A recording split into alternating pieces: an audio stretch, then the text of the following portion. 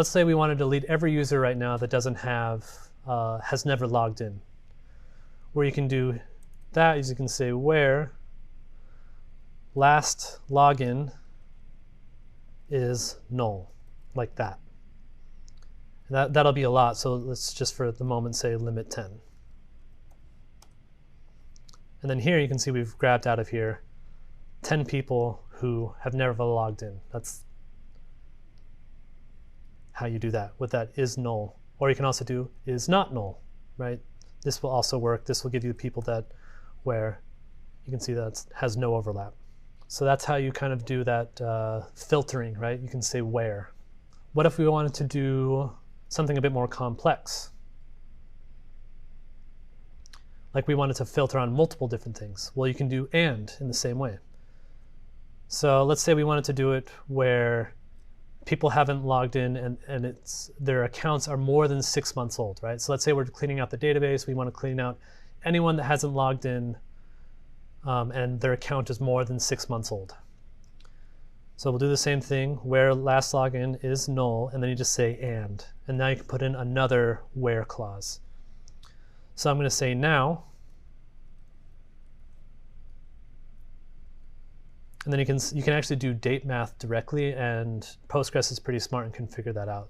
So I'm going to say now minus interval 6 months. It's smart enough to turn that into date math for you. And then we can just say limit 10. Oh, yeah, sorry. We have to say created on. And created on is less than the interval of now minus 6 months. All right. So these people haven't logged in and their accounts are more than 6 months old. It's the first 10 of them. So again, let's break that down. You're selecting these fields from users where last login is null, so these people have never logged in, and created on is less than, now, which is the current timestamp at this moment in time, minus interval of 6 months, right? So that time space, and then you're limited that to 10. What happens if we want to find the oldest user account? We can say select user ID, email, created on,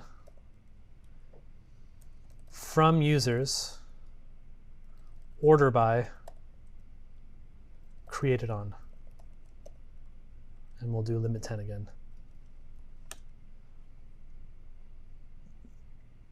Now I think all these accounts are within a year of each other or something like that. So yeah, a year ago, which would be in 2019, the forever times ago, these would be our oldest user accounts. Now, if you wanted to find the newest ones, it's pretty easy. All you have to do is put created on, order by created on, DSC for descending, and you can see we have stuff that was created yesterday.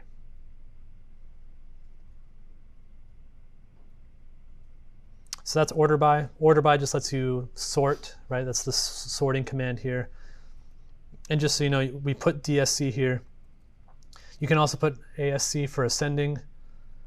It's just implied, right? So if you leave it out, it's automatically assumes that you mean ascending. Let's go on to count. This is a good one. What if we just want to know how many users we have?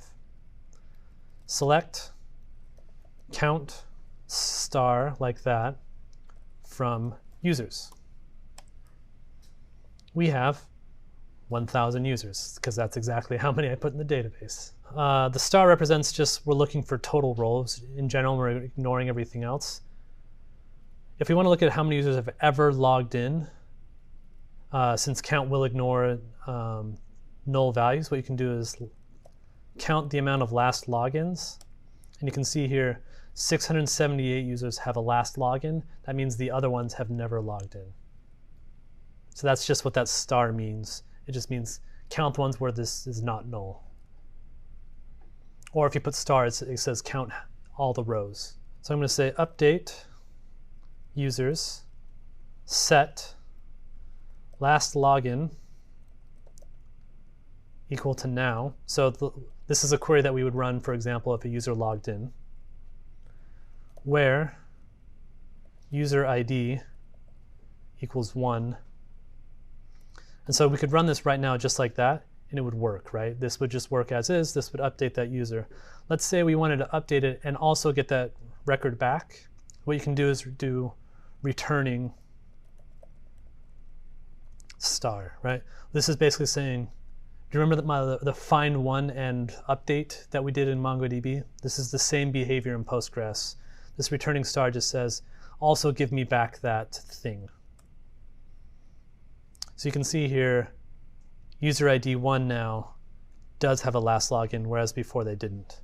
Or if we did it again, you'll notice that it's different because time has advanced since we last ran that command. And just to prove my point here, if you just run this with a semicolon there, it'll just tell you, I updated one record, and it won't tell you what it was. So that's what that returning, you can always just tack that on the end, give me back the stuff that I updated. If you want to update multiple things, the way that looks is update users set full name equal to Brian Holt, email equals lol@example.com, where user ID equals 2, returning star. Oh, I put an extra comment in there. Should not do that. And you can see there, now I've updated user ID 2, so now that their full name is Brian Holt, and their email is law@xmaple. And let's do one more here. We'll say delete from users where user ID equals 1000. And there you go. That's how you delete a record. I just have a question. Returning star mean returning all these fields? Returning star means I want the record back that I updated, right? So in this particular case, I updated user ID 2. Please return to me that whole record that I just updated after it's been updated. So you can see here, I set full name equal to Brian Holt. That's what this did.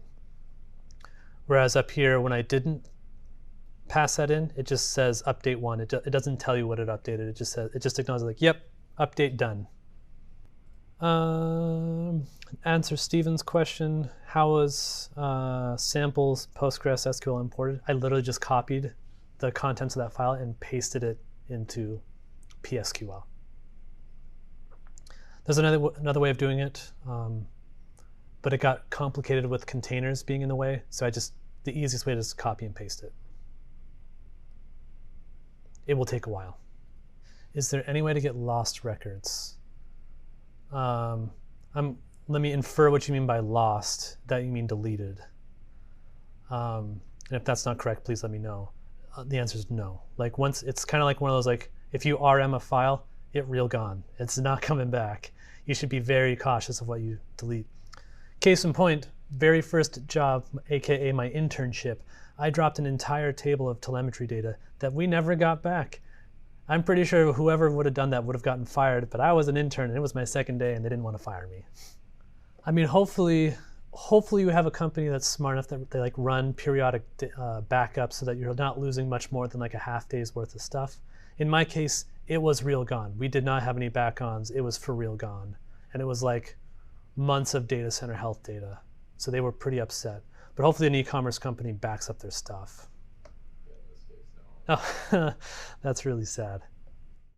The other strategy I've seen people employ is like soft deleting, where they just change like a deleted to 1. I've seen that too. So what they'll do is like they'll excise something from a table. So like they'll remove it from one table and they'll put it into like a deleted records table, and then that table will just be cleaned out every 30 days or something like that. There's a lot of strategies you can do to mitigate it, but as soon as I say something like this, where you say delete where user equals 1,000, it's gone. This record is not retrievable at this point. I mean, I guess you could probably like shut down the computer, pull it out, and like try and read the magnetic data back, but you're not, probably not going to work.